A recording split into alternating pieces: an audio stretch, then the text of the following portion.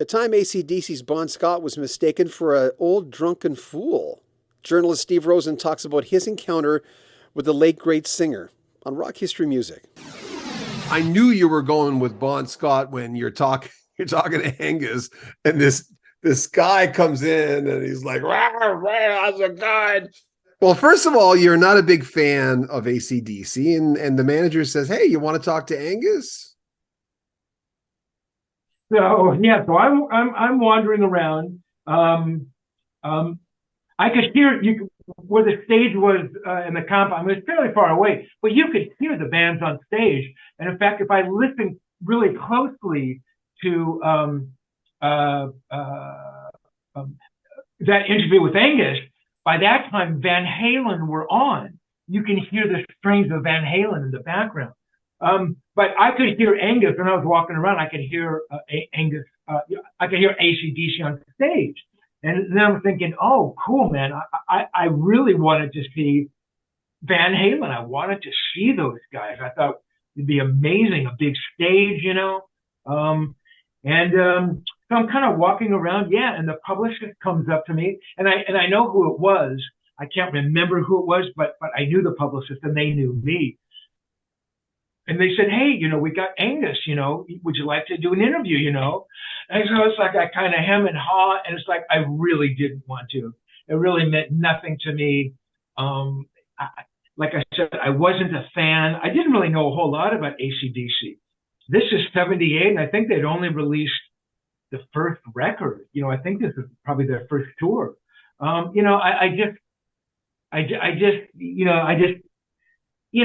didn't want to be like an idiot or say no because, who knows down the line, this same publicist is going to come to me with, a Paul McCartney interview. You know what I'm saying?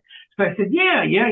So I sit down, and I had prepared nothing because I wasn't planning on interviewing Angus Young. So I'm just trying to wing it, and, ask him about his SDs and stuff. And then I asked him about something about, and I don't know how it came up, the Who.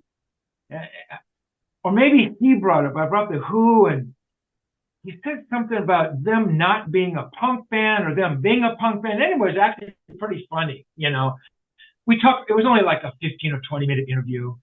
And then, as we're talking, this guy's walking around, and he's got a big, paper cup of beer, and he jumps up on the picnic table, and I'm looking at Angus, waiting for Angus to say, Angus, get this guy off the picnic table, man. We're trying to talk, And to me, I was reading that as an insult to me, like, this guy's dancing on the picnic table, and this guy, Angus Young, can't even tell this guy to leave so we can do an interview. It's like, Angus doesn't want to be here any more than I do. That's how I read it, So I'm looking at the guy, kind of giving him, the mad dog stare. And, he finally gets down and he sits down next to me. I'm thinking, oh, fucking great. I need an alcoholic sitting next to me. That's all I need trying to interview Angus, as if I don't have problems enough. And he goes, hi, man, I'm Bon Scott. I'm going, oh, my God. I knew Bon Scott was a singer for AC/DC, And so we take hands, and I'm thinking, thank God I didn't tell this guy to go leave, and say something really stupid. And Angus, Bon actually turned out to be maybe even more informative than Angus. I mean, he was actually very cool. Very nice guy, funny. Bon Scott really had drunk. Bon Scott had one of the. He looked. I mean, maybe he was hamming it up for the pictures. Yeah. But to me, Bon Scott. I remember I was working in a warehouse when I found out he died. Bon Scott had crazy eyes. He was probably playing it up, but he looked like a little zany. Yeah, no, he did. He did. This guy dancing up on the table, man, had a crazed look about him for sure. But very nice guy. Another horrific casualty. Very sad. I hear about a lot of rockers, helping out their parents. It's something that happens, but it doesn't always happen. But the fact that he retired his dad, bought them, didn't he buy him a house? Yeah. Retired his dad, bought him a house. I mean, he loved his dad. I hate, I don't even want to say that. He loved his parents, but his dad was his true mentor and hero. You know, his dad was a musician. He used to go hang out with his dad back in the Netherlands. I think they may have even, he and Ellis may have even have played with his dad on some of those gigs.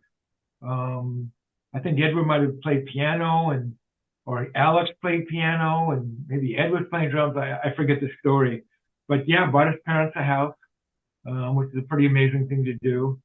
And there was some friction between he and his mother, and I write about that. And you know, that's the sad part. Those were the things I wish I could have spoken to more about. You know, or as we're talking about it, he's talking about his dad or his mom. And I'm not talking about the history that we all know, that they came over on the boat with his dad and his dad had to watch it. You know, that's kind of common history. But, you know, going into a deeper dive, and, you know, the relationship with his dad and his mother, you know, his relationship with his mother. You know, they came out here because his mother had relatives out here. And Edward makes comments about the relatives didn't really help and this and that, you know. I mean, I really wish I could have dived into that further, because I really think that had a profound effect on Edward. But, you know, I tried to get him to sit down, and I write about that. Ed, you know, come on, man, you know, we sit down and do some more interviews for the book. Well, you know, I'm not ready, and, you know, the book, you know, can't come out now because I got another record in me, and, you know, people will think my career is over. And I go, and the only person who thinks that is you, you know. But he just wouldn't commit to that original book, you know. And maybe it's a good thing, because I think this book, you know, I can look back on everything, you know, from a vantage point. I mean, that first book would have been much different. It probably would have been more, you know, me writing a little bit of narrative and proportionally, you know, basically all interview stuff. So, you know, maybe that happened for a reason. But I am so disappointed that I never could speak to his family more. You know, it's sad. I mean, those stories are gone forever, right? We'll never know about Edward, you know, other than Alex, you know. Maybe he's got some relatives back in the Netherlands, but they have to be, you know, if not very old, at least old by now. And, you know, so we never know. It's lost. Tone Chaser is the brand new book by Steve Rosen, who knew Eddie Van Halen going way back to 1977. It's a great book on so many different artists. Ronnie Montrose, an interesting run-in with him, Paul McCartney, Joe Cocker, Led Zeppelin, AC/DC, most notably Bon Scott, Ritchie Blackmore. Now that's a colorful story. But mostly Eddie Van Halen, who he knew, like I said, going way, way back before the first Van Halen album was ever released. There's so much inside information in this book. It's one of my favorite books that I've read in a long time, and I really enjoy talking to Steve. His stories are magical, really. There'll be links in the description where you can pick it up. Remember, if you want to contribute to the channel, if you want to make a donation, there are links on every one of our videos to PayPal. You can make a PayPal donation, you can join our Patreon, get early access to all our videos. But remember, subscribe to the channel, like our videos, comment on them, and share them on social media. This is John Beaudin. More from Steve Rosen coming up in the next 2-3 days. This is Rock History Music. Take care.